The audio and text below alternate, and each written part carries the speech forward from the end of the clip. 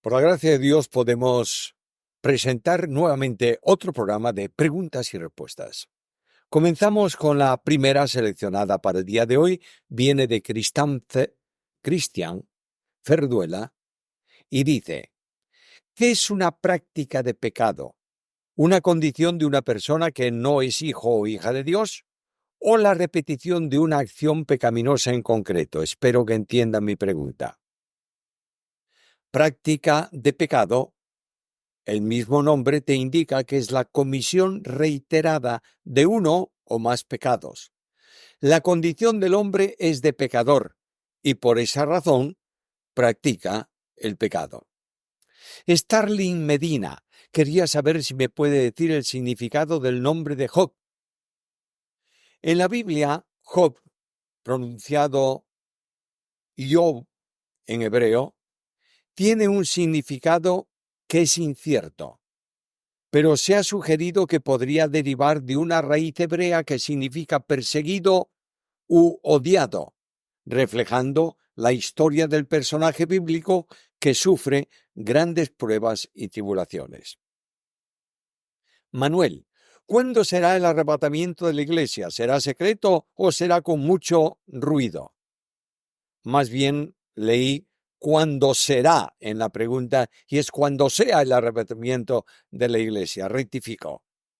El traslado de la iglesia será secreto en el sentido de que el Señor llamará a resurrección a los suyos, transformará los cuerpos de los vivos y llevará a todos al encuentro con Él en el aire. La Biblia dice que eso será en un abrir y cerrar de ojos, es decir, instantáneo. El mundo se encontrará entonces con la ausencia de todos los salvos, pero no habrá ruido alguno que haga notar eso. Ranún Jiménez, si Dios es justo en su justicia, ¿cómo es que condena al hombre para toda la eternidad?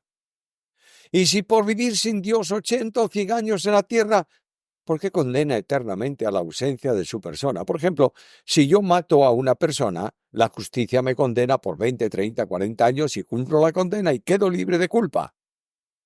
Con Dios es perpetua la culpa del pecado, pero si Cristo pagó por el pecado por una eternidad, ¿no es bueno cómo se predica de él ya que es amor? Dios advirtió al hombre de la consecuencia del pecado de una manera precisa y concreta. Cuando desobedezcas, cuando comas de lo prohibido, morirás.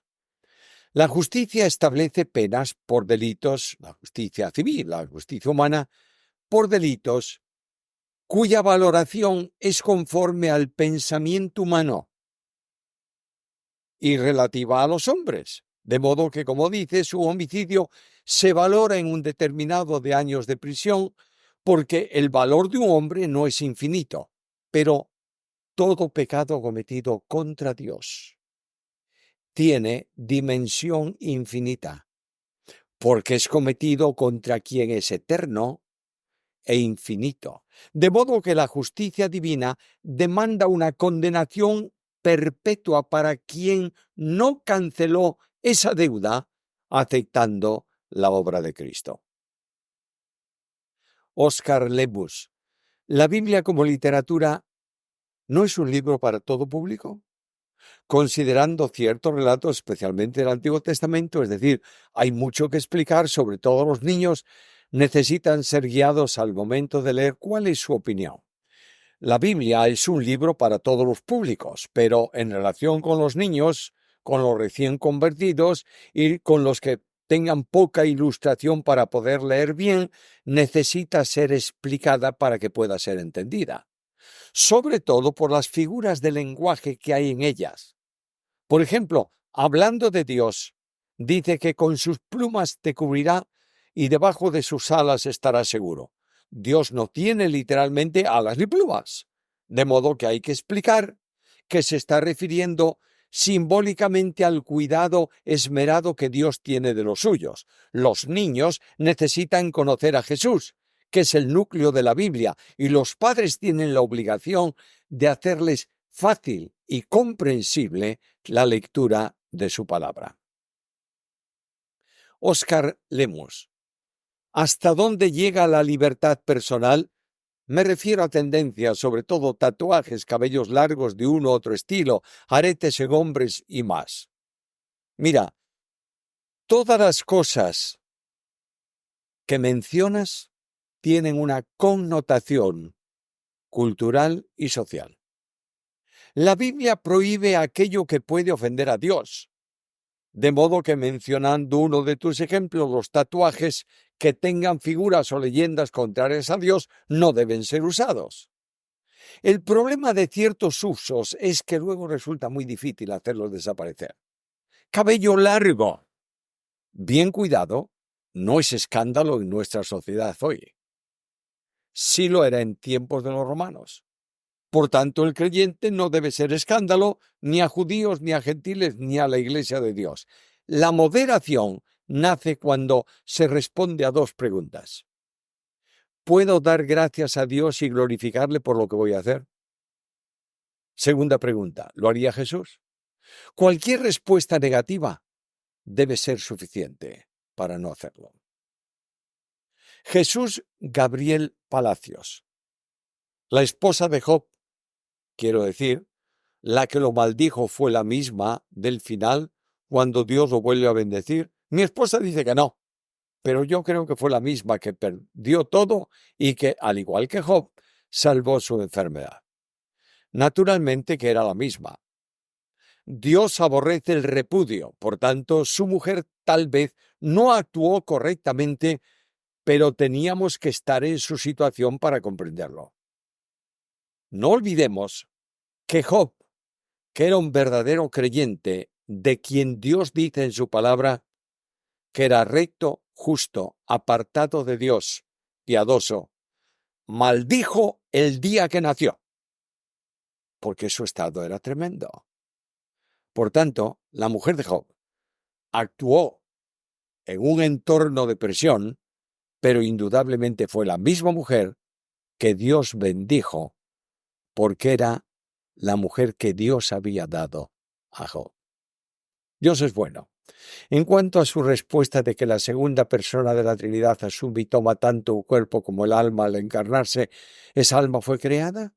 Le agradecería que nos ayudara a entenderlo un poco. Mira, la dotación de la parte espiritual del hombre, concretamente lo que llamamos alma, se considera de dos modos. Creación, es decir, Dios crea un alma para cada ser humano que nace.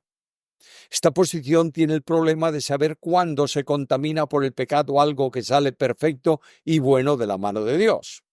Otra posición es por transmisión, es decir, del mismo modo que se transmite la genética natural de padres a hijos, así también la espiritual. Todo cuanto humanamente tuvo Jesús como hombre procede de la vinculación con su madre María. Ángela Silva. Hay maestros que argumentan que la Biblia no es toda palabra de Dios. Creo que es una herejía. Esos maestros, entre comillas, que dicen tales cosas son sencillamente unos mentirosos. La Biblia, y solo la Biblia, es palabra de Dios escrita e inspirada. La revelación suprema de Dios es Cristo. No hay ninguna revelación que pueda ser considerada como autoritativa aparte de la palabra de Dios. Ángela Silva. Según la metodología de la teología de la soteriología, no todos los que se congregan en una iglesia serán salvos. ¿Por qué? Porque Mateo 7:23 dice, nunca os conocí, apartaos de mí, hacedores de maldad. Bien dicho. Nadie se salva por congregarse en una iglesia, sino por creer en Cristo. Uziel. En 1 Corintios 3:16, Pablo menciona, ¿no sabéis que sois templo de Dios? Esto se refiere a que todos juntos son templo o a que cada uno es templo de forma individual o ambas. Cada creyente individualmente y la iglesia como cuerpo son templo de Dios. Es decir, morada de la Trinidad Santísima en espíritu. Ismael Gamarra. ¿Cómo interpreto Isaías 65:17? En el cielo vamos a conocernos. Ismael, no veo qué tiene que ver la profecía de crear cielos nuevos y tierra nueva con el reconocimiento que tengamos cuando estemos en la presencia de Dios. De lo que no habrá más recuerdo es de la situación actual de la creación como un recuerdo nostálgico, porque lo nuevo va a sustituir plenamente a lo antiguo. En la presencia de Dios sí nos conoceremos unos a otros como somos conocidos. La Biblia a fondo. ¿Cuándo harán una cuenta de Twitter en su programa? Mira, nunca nos hemos planteado crear una cuenta más en redes sociales porque realmente no le vemos utilidad. Denis Margarita Batista. Hace tiempo siento temor sobre una duda que tengo. El reino milenial, al final, cuando Satanás incite a una rebelión final, muchos humanos le seguirán y se perderán. Las personas que ahora estamos en Cristo, que pertenecemos a su iglesia, hemos sido redimidos, ¿podremos caer también en ese pecado final del milenio y perdernos? A veces siento ese temor de pecar contra Dios y fallarle. Los creyentes que seamos recogidos para estar con Cristo, no tendremos ya pecado, ni podremos ser influenciados por él. Cuerpos transformados, glorificados a la imagen y semejanza de Cristo, de manera que esa rebelión futura solo van a participar la descendencia de los que estén en el milenio y no hayan creído en el Señor. Pero ningún cristiano que esté ya con Cristo participará de esa situación. Viajando modo familia. Le hicieron una pregunta al pastor por el libro de Esther. Primero, ese libro no fue encontrado en la cueva de Qumran y hasta el día de hoy no se le conoce autor. Además, ese libro no le da gloria a Dios porque ese pueblo judío fue el que no quiso ir a Jerusalén con los que sí fueron. Esther agrega un mandamiento y ese libro solo glorifica al rey. Así que ese libro de Esther es apócrifo, porque Esther no le da la gloria a Dios y ese es el propósito de la Biblia. Esther no fue inspirado por Dios. Afirmar que ese libro no da gloria a Dios es ignorar voluntariamente que para glorificar a Dios no hace falta mencionarlo por nombre, ya que Jesús dijo que los hombres vean vuestras buenas obras y glorifiquen a vuestro Padre que está en los cielos. Mateo 5:16. Lo diré de otro modo. Menos mencionar a Cristo y más vivir a Cristo es lo que glorifica a Dios.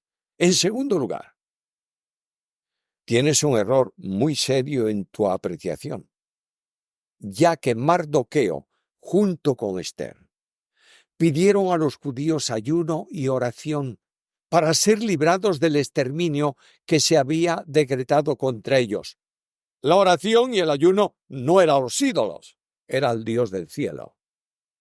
No hace falta mencionar el nombre de Dios para ver que Él actuó en favor de su pueblo como está recogido en el libro.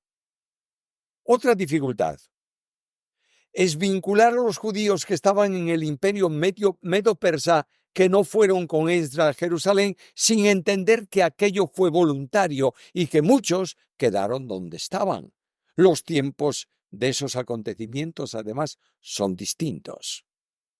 El mandamiento o la fiesta del Purim fue establecido para recordar cómo Dios había librado a su pueblo de la mano de sus enemigos.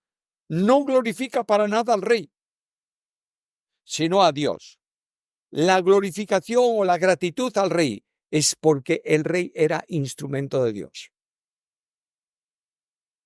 No puedes decir, por favor, que el libro de Esther no da gloria a Dios, y mucho menos decir que es un libro apócrifo, cuando los judíos lo tenían como uno de los libros inspirados del canon hebreo.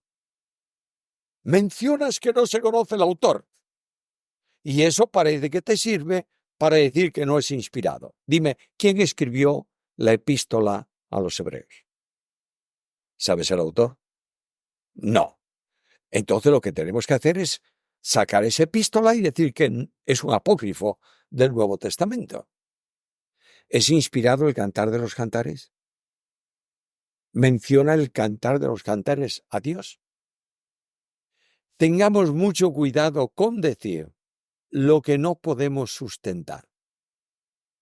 Y especialmente mucho cuidado con aquello que resulta contrario a la revelación de Dios. Ángeles Vázquez, ¿podría explicar Marcos 9:49? Salados con fuego. Mira, es un texto muy complejo, cuya dificultad está en referirse al fuego como elemento para salar todo. Jesús estuvo hablando del costo del discipulado, luego sobre cómo debe recibirse a quien es como un niño, luego habló del problema del sectarismo, a continuación de lo que supone el pecado y finalmente en ese texto les hace reflexionar de la necesidad de una vida limpia y la forma de conseguirlo. Algunos consideran que ese fuego tiene que ver con las pruebas que afectan a quienes viven conforme a Dios.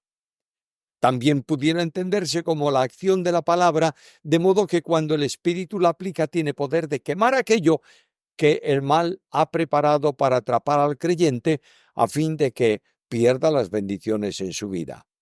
Me inclino por una referencia al fuego de la prueba. Pregunta de Unigas, repetida y formulada en el programa anterior. Por favor, tened un poquito de paciencia con las preguntas. Hay muchas y a veces tardan un poco más de un mes en contestarse. Si vas a repetirla, di esta pregunta que adjunto ya la hice en la fecha tal. La pregunta dice, ¿Dios nos habla a través de sueños hoy en el día o solo por la palabra escrita? Como ya la contesté, la contesto de nuevo. Solo por la palabra escrita. En cuanto a revelación bíblica con autoridad. No quiere decir que Dios en sueños no te lleve a un texto bíblico o a indicarte una solución a un problema que tú estás viviendo. Pero no hay revelación bíblica hoy ninguna acerca de Dios más que las que está en su palabra. Eduta. Otra pregunta repetida de otro programa. ¿Qué dice la Biblia sobre las cirugías estéticas? Pregunto porque aquellos que están en contra dicen que es como rebelarse contra cómo Dios nos hizo. Por otro lado, ¿quién sale de su casa sin mejorarse un poco físicamente? Bueno, tiene razón en esta última pregunta. La cirugía estética hay que tener cuidado con ella porque es una operación en el cuerpo que muchas veces requiere una anestesia total y que eso puede tener malas consecuencias. Pero la cirugía estética no es porque estés en contra de cómo Dios te hizo, sino para mejorar un poco tu apariencia. Yo me afeito todos los días. Y no es que esté en contra de que Dios me haya hecho con barba, es que me gusta sin barba. Por tanto, no juzguéis, por favor, para no ser juzgados. Eduda. Si decimos que tendremos una resurrección como la de Cristo, si utilizó su mismo cuerpo anterior para ser transformado, los que fueron comidos por leones o murieron en el mar, ¿será que Dios sabe dónde están esos átomos sabiendo que nada se pierde sino que se transforma? Cuando en la Biblia dice que el mar devolverá los cuerpos en la resurrección, ¿se refiere a esto? La Biblia enseña que el cuerpo físico vuelve al lugar de donde fue tomado, que es el polvo de la tierra, después de que estuvo vivo y habilitó como estuche la parte espiritual del hombre, vuelve al lugar en que Dios lo tomó, que es el polvo de la tierra. Pablo enseña que lo que nace en una planta no es el grano que se sembró, que muere y prácticamente desaparece, sino una planta nueva que procede de él. El mismo apóstol enseña lo que siembras, es decir, el cuerpo que muere, no es el cuerpo que ha de salir, sino el grano desnudo. Primera a Corintios 14:37. A continuación, habla de las diferencias entre el cuerpo muerto y el cuerpo de resurrección. Versículos 42 en adelante. Pablo habla de un misterio, que los vivos seremos transformados y que Dios dará a cada uno el cuerpo de resurrección que no tiene que ver con el cuerpo que fue enterrado. La Biblia no dice que el mar devolverá los cuerpos, sino que entregará los muertos que estén en él. Apocalipsis 20:13, porque tendrán que ser resucitados para su condenación sempiterna. Dios no hace volver el polvo en vida, sino que da un cuerpo nuevo para los creyentes que resulta en una verdadera resurrección porque está completo, esto es, cuerpo y parte espiritual. Lionel Truss, ¿qué es la fe? Bueno, es lo que nos permite disfrutar ya en esperanza las cosas que no se ven, pero que sabemos que van a ser realidad porque son promesa de Dios. La fe es el instrumento que nace en el hombre por la acción del Espíritu, primero para creer y luego para santificación. En cualquier caso, la fe es un regalo de Dios. Lionel Truss. ¿Por qué hay tanta gente que no puede creer en la existencia de Dios? No es que no puedan creer, es que no quieren, que es muy distinto. La Biblia dice que Dios se ha manifestado a todos los hombres por medio de las obras hechas, de manera que quien no cree es por rebeldía y quedan sin excusa. El Salmo habla del necio. Dijo el necio en su corazón, no hay Dios. Pero eso no significa que crea que no existe, sino que no quiere saber nada de él. Como si dijese, Dios no, para mí. Mi amigo o hermano, no hay ateos verdaderos, sino rebeldes perversos. Con esto terminamos nuestro programa una vez más. Enviamos un abrazo cariñoso, nuestro mejor deseo de bendición para este día y los sucesivos, y os invitamos a acompañarnos en el próximo programa, si el Señor no viene antes.